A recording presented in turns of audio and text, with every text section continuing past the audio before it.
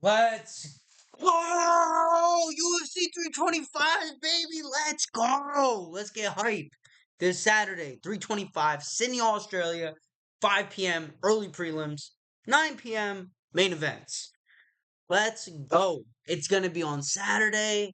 Vibes are high. It's cold as shit in Miami right now. It's gonna be crazy. It's gonna be nuts. I'm gonna be wearing a hoodie outside in Miami. Like, who would have thought? But yeah, let's get before I even start, I want to say thank you guys so much for the love and support. It actually means the world. Me posting videos is like probably one of the hardest things I've ever done in my life because, I don't know, maybe it's an insecurity of mine. Um, I don't know. I feel very uncomfortable posting videos. I've always had like this weird feeling about myself, like I don't know. It's like almost like I mean, it's not very big, but I'm saying I've always had like an imposter syndrome, even though I didn't even post fucking content. It's just very, very strange feeling towards talking to a camera as well. If you know who I am, I don't really like talking to cameras. I'll talk to you all day. Put the phone down, write me a letter. Like it's over. But yeah, I'm going out of my way. I'm trying to become uncomfortable. I'm trying to become comfortable with the uncomfortable, and this is me doing it. So thank you guys for the love and support. Seriously, I really, really like from the bottom of my heart. It means the world to me. Um, let's get right into it. Seriously, Aaron Tao versus Bada Bayer. Before we even get into it, actually, I'm gonna fuck up most of these names. These people are from the other side of the world, 5,000 miles away, all the way in Beijing, China, and Australia. Okay, now let's go. Tao versus Bada Bayer. Bada Bayer has this tattoo that looks insane. Apparently, there's a tribe in Australia. They do these crazy ass face tattoos. He looks like a scary dude. If I see him in the street anywhere but Miami, because it's so normal to have tattoos everywhere in Miami, it's fucking weird. But yeah, anywhere else in the world, I'd be like, holy shit, stay away from that guy. And he's also a UFC fighter, so you should probably stay the fuck away from him if he's like, you know, on some shit. I'm taking Tao, the scary looking guy, versus Bada Bayer. He's plus 102. Earlier this week, I'm pretty sure I saw him at as the favorite. So yeah, I'm gonna take him. The winner of the first four fights of the night get a contract to the UFC. So there's a TV show going on. Dana White and the UFC put together Road to the UFC. So the winners of the first four fights I talk about, they get a contract to the UFC. Okay, capiche? Yeah, Aaron Tao, he is better wrestling. He's fought better competition from what I've seen, and I like him at plus 102. All right, next one. Sula Grangbo. We're calling him Grangbo from here on out. I don't care what anybody says. That's sticking. Grangbo. Sula Grangbo. Too much. Grangbo. Grangbo. Versus Lawrence Louis. Lee. Lui. We're calling him Lawrence. Larry. I love that. Larry versus Grangbo. Larry is a plus 205 underdog. Grongbo is a young up and comer. He has very, very high skills. Very, very high skills. I think he's going to be a problem in the UFC if he continues on the path he's on. I think he's like 18, 19, 20, somewhere around those ages. The guy he's fighting is like 25, 26. And you can see the significant muscle difference in these guys. Yes, they technically are both 135, but you can tell the difference between an 18-year-old kid and a 25-year-old man. Capiche? With that being said, I am going to take Lawrence, Larry, the older guy. The 25-year-old is going to beat the kid at plus 205. Now, this isn't something I'd put a lot of money on. No, absolutely not. I'd put in a little fun parlay. A little fun parlay, you know? LFP. That's an LFP. Little fun parlay. Um, little donation. LD. Little donation. Yeah, we're going with Larry to win. Just older, bigger, maybe not as skilled, but he's very skilled. So yeah, I'm gonna take him. Larry over Grongbo. Next one we have Sebastian Cizala, Cizale, Cizale, Cizale, Sebastian Sizzle versus Nakamura. Shout out Hikaru Nakamura, one of my favorite chess players. But yeah, unfortunately, your long distance cousin is gonna lose to Sebastian Sizzle. Sebastian Sizzle minus 138. I'm taking him, putting him in the LFP. Little fun parlay. Uh Dom Marfan versus Sangwook Kim. Now you might think I'm hating on all the Chinese guys. I'm really not. But I overheard a very credible source say that every time in the regional scene, the Chinese or Koreans or Japanese fighters come to Australia in the regional scene, 90% of the time they get washed out by these Australian dudes because these Australian dudes are savages. Quick little history fact. I forget what country it was. The reason Australia even became a country, right? This is somewhere along this line is that they like brought all the prisoners there. They literally like said these are the bad people and I think it was England and they brought them to an island and now it's Australia. So their lineage is sick. Sick. Sick people. I love them though. They're probably the best people in the world to get drunk with. Like they're literally they're descendants of like convicts. Like the whole country. It's unbelievable. They probably got some stories. All right, Dom Marfan versus Sangwook Kim. Yeah, Dom Marfan, winner, LFP. On to the next, Khan Ofli versus Yizah. This guy's one name. Same with Sulan Gragbo. They have one name. They don't have first or last. They just have one name. Yizah. Yizah versus Khan Ofli. Khan Ofli is a plus 168 underdog. And I don't know why. This guy's name is Yizah. I've watched both them fight, and I like Yizah. So Yizah is getting the win. LFP. Jonathan Mecaleff versus Oban Elliott. Now this one's a little weird because I've seen Oban Elliott win and look great and look like he was up and coming, and then I've seen Oban Elliott lose and not look great. This Mecaleff guy, I just recently started watching him 3 days ago, and he has a very weird style, very good leg kicks, but when he gets people on the ground, they don't fucking move. So I'm going with Mecaleff. Decision. LFP. Jacob Malcoun versus Torres Finney. Now this one's we're locking in. We're locking it. Malcoun is going to lose to Torres Finney. Torres Finney has been training with Daniel Cormier and he's built like a literal fucking brick. His shoulders are like just looks like a savage. I don't know why. I liked him, and then I heard he was training with DC, and I was like, oh, I love this guy. Because DC is the most underappreciated, disrespected, double champ ever. He lost to Stipe, arguably the greatest heavyweight of all time, and John Jones. Anybody goes in a room with either of those guys on Earth in history, they die. So if it wasn't for those two savages, and you know what? DC avenged his loss. I'm pretty sure. So if it wasn't for John Jones, DC is arguably one of the best heavyweight. He might be the best ever.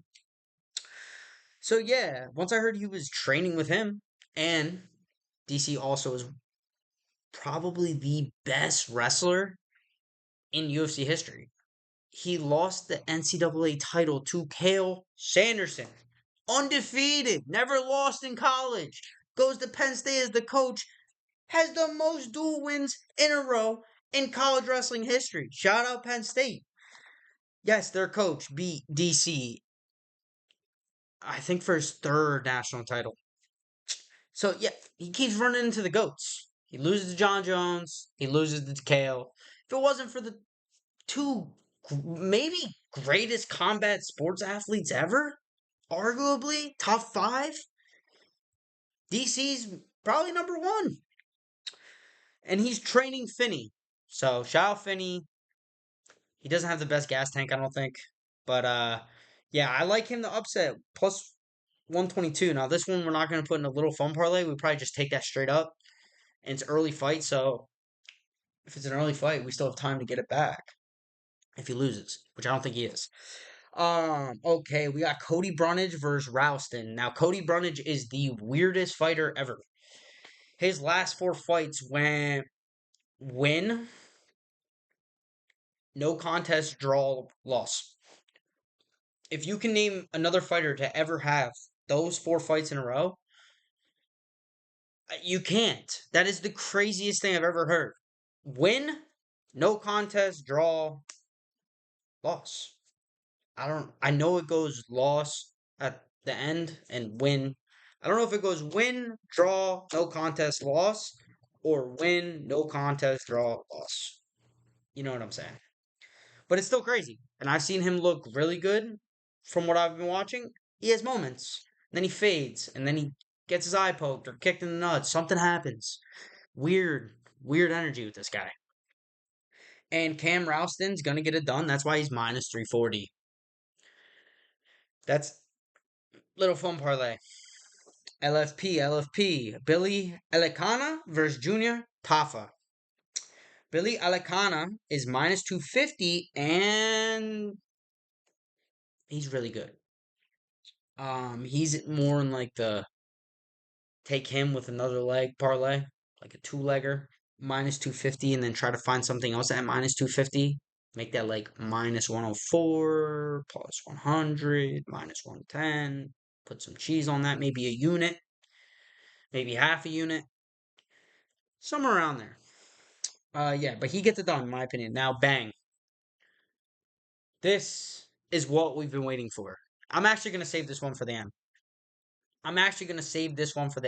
Like, comment, subscribe, because at the end of this video, I'm going to give you the absolute lock, my hammer of the week. The hammer. I'm going to save that one for the end. The next fight, we got Tai Tuivasa versus Texeira. Okay.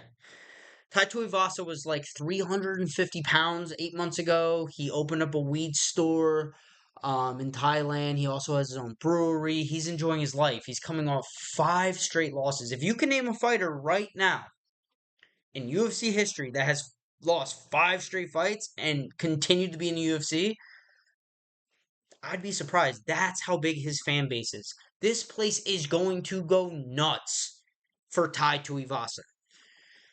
Now he's fighting Andre the Giant. This Texeira guy is 6'7", very very skilled. His last fight that I watched, he got knocked out by Derek Lewis, but Derek Lewis has the most knockouts in UFC history, and he didn't technically knock him out, but like he got punched, turned, and Texeira's like grabbing the fence, like clearly illegal, grabbing the fence, and like he's just getting beat up from behind by the guy who has the most knockouts in UFC history. So they had that in that fight. Some say it was a early stoppage, but bro, if you're holding onto the fence instead of going down, stop that fight. Um, yeah, I love Tai Tuivasa. He does the shoey. I love him. He's in Australia and he's in the best shape of his life. He went from like 350 pounds. He looks phenomenal. No bags under the eyes like me. But yeah, he looks great.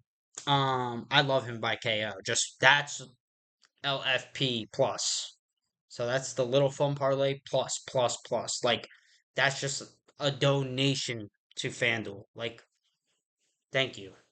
Or he does it and we're lit. High risk, high reward. Tai Tuivasa for KO plus 350. It was plus 400. Something's happening. The next fight we have Fiziev, Rafael Fiziev versus Mauricio Ruffy. Yeah, this one's weird. This one is weird. This one is weird. Mauricio Ruffy is Conor McGregor reincarnated almost to a T. So like very good on the feet. Like super dangerous kicks. Super crazy power. Just he looks like McGregor. But we all know McGregor's downfall is that heavy pressure on that front foot, and when you take him down, nada. Nada. Nothing. He's got nothing for you. He gets taken down. It's over. He's staring at his coach against Benoît Saint Denis, just like, what do I do? Doesn't know nothing about hand control. I don't know if he even heard hand control in his life. I know high school wrestlers that would take him down and dominate him today. There's kids in Pennsylvania that would take Mauricio Ruffy down today, and he wouldn't stand up. That's how bad his wrestling is. Now, PA wrestling is great, but I just want you to understand there's like 16-year-old kids that would take him down, and he would not move. No questions asked. Fiziev, he has decent wrestling. He's a big brawler, one of the best. He'll be in the pocket, throw a left, and like switch stances in the pocket. I love the way he fights. I do. High risk, high reward guy. Um, a lot of this one, I'm not confident in this one at all, but I'm going to say Mauricio Ruffy changed camps. He's still a fighting nerd, but he changed camps, and he's been working on takedown defense. So if he can not get taken down, he's going to win this fight. Because he's miles ahead of Fiziev in the striking department. So I like Mauricio Ruffy by KO or decision. The next fight, Dan Hooker versus Benoît Saint Denis. Thank you, God, again. We're taking Benoît Saint Denis by double chance, KO or submission, minus 130. I love it. It's my second, maybe my first favorite bet of the night. Nah, it's my second. My first favorite bet of the night is there. I don't know. It's first or second. I love this. It's such a munch bet too. Like everybody and their mother's gonna take this. Like Dan Hooker, if he gets taken down, he does love jumping guillotines. Benoît Saint Denis is able to be guillotined, but I just don't think this. I love Dan Hooker. He is a brawler. He is a real, authentic brawler. He goes for it, and he's been in some wars. But unfortunately, at this point of his career, he's gonna get finished by Benoît Saint Denis. It's gonna happen. I think submission. I think submission round 2, round 3. It's either Dan Hooker KO round 1 or Benoît Saint Denis submission. Or Benoît Saint Denis submission or KO. Yeah. If you want to like just throw a Hail Mary out there, just take Dan Hooker KO round 1. It's probably plus $1 million. So that's a LFP plus plus plus plus plus. But the bet I really like is Benoît Saint Denis KO or submission minus 130. Don't overthink it. Go for it. We're technically on last but not least. I have a full page of notes here from the Diego Lopes Volkanovski fight. 1. And the best thing I can say about this fight was it was a young one-trick pony with a metal jaw versus the legend. Granted, Volkanovski was fighting Diego Lopes, coming off 2 knockout losses, right? So that juiced Diego Lopes' stock because he's coming off wins. Volkanovski really just got knocked the fuck out twice, like bad, like really bad, like 2 horrendous knockouts against 2 arguable GOATs in the sport. But then, right when the fight started, and this night I had money on Diego Lopes. I thought he had it. And then I remember I was at my friend's girlfriend's house and we were watching it on the screen. And like the opening sentence was, "This is Volkanovski's 10th straight title fight. And this is Diego Lopes' first 5-round fight." And I knew right there, I was like, oh, this is bad. This is over. I don't know why I bet on Diego Lopes tonight. I didn't do any research. I just said fuck it and went with it. And yeah, he got outclassed. I rewatched the fight in 0.5 speed and full speed today. I watched the fight in 0.5 and full speed. And he got outclassed. He knocked down. He started slow. He just got picked apart, outclassed in the first and second. The third round, he was getting outclassed all the way until about 10 seconds left. Volk went in for an exchange, got a little overconfident, kept his head up, and got dropped. Volk then stands up, round ends. He got outclassed in the fourth. The first couple minutes, Diego was going at him in the fourth, and then he just stopped because Volk started picking him up. He started seeing how to beat him in the pocket. He's like, oh, I'm going to slip, dog. Volk just looked like he was 2 steps ahead of him in the entire fight. Now, Diego has a metal jaw, and he also has super crazy power. Um, so that's a combination for success if he can change his style, which I don't know if that's even possible because when I watch Volk versus Elliott Tapourier, the way Elliott can like dictate the center and cut off angles is unbelievable. Diego is chasing him on the outside the entire fight, just keep circled. And Volk is unbelievable. Don't get me wrong; he's so good at circling, changes stances, throwing here, keeping you honest with takedown attempts. He had like 10 takedown attempts, completed one. But when you're in a stand-up fight and you have the risk of your legs getting taken, it's going to change the entire dynamic of how you're going to strike because you can't get overzealous because if you go and start throwing and this guy's able to take you down and dominate you there, you got to be a little more submissive in the striking department, and you can't be a little more submissive in the striking department to beat Volkanovski. It's not possible. Um, yeah, no, you can't be submissive. The fifth round, Diego pointing at the ground, going crazy. I could not believe that was the fifth round. Where the fuck was that in the first round or the second round? Maybe he thought this is gonna be a long fight. This is my first 5 round fight. Let me try to pick him apart, see his tendencies. But no, the only way I see Diego Lopes winning this fight now is if he has the fifth round in the first round, and he's gonna go into the fire. He's gonna have to go and have exchanges with Volk, and Volk's right hand is no joke. Volk's right hand will crack you if you come full fledged at him. But Diego has the metal jaw, so I think this is gonna be. If I'm Diego's coach and if I'm Diego Lopes, the way I look at it is either kill or be killed in the first or second round, and if it goes to the third round and you're gassed out, oh well, you went for it, bro. God bless you. This is a fucking title fight. You'll be back. Still young enough to become a champion. But the only way I see Diego winning this fight again, he has to go for it. First 2 rounds, has to go for it. Has to be able to cut off the angle. Don't allow Volkanovski to stay on the outside because Volkanovski on the outside is going to pick you apart. He's 5'6", 5'7" with 71-inch reach. Diego Lopes is like 5'10", 5'11" with a 72-inch reach, and it's very apparent that Volk is arguably the best outside fighter I've ever seen. Especially at 145. If you try to stand on the outside against Volkanovski, he's going to beat you. The only way you beat Volkanovski, Islam showed you, and Tapourier showed you. You need to go in there and dictate the angles. You need to dictate the center. You pressure from the opening bell to beat Volk, and you need to catch him. The only way you're beating him. But watch Diego versus Gene. Same thing. He won. Gene's a whole different style fighter. Very slow, very explosive, compact.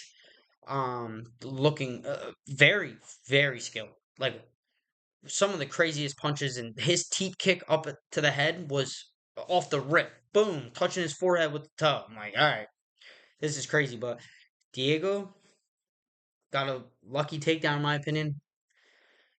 Beat the shit out of him in the first round. Did most damage there. And Silva really couldn't. Silva looked good, and then he got caught again with a spinning elbow and put him out.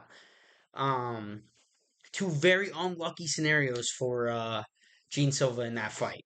I would love to see that rematch, but yeah. My prediction, honestly, hopefully we're getting the Volk that looks like he smokes meth, because the Volk that looks like he smokes meth is unbelievable. He's the fastest. He's unbelievable. He's literally. I watched the fight in half speed. I thought I was watching it in full speed. I put it on full speed. I said, "Holy shit, this is crazy." He is fucking unbelievable. Seriously, unbelievable. But yeah, I'm gonna have to take either the over 4.5 or Volkanovski money line. all week I said I wanted to take Lopes. I really like Lopes. I have him in the LFP. I have Diego Lopes in the LFP for the week. Um, but yeah, I don't know. I'm not gonna really put a lot of money on that one. And last but not least, I wanted this to be a shorter video, but man, I just start yapping. I just start yapping. The bet of the night I came across Killian Salkeld. Quillian Salkeld to win by KO, TKO in rounds 1 or 2 at minus 105. This kid cracks. This kid is lethal. He's fighting a guy who's like 31. The guy's 18-8. He's not a slouch. He's not a scrub.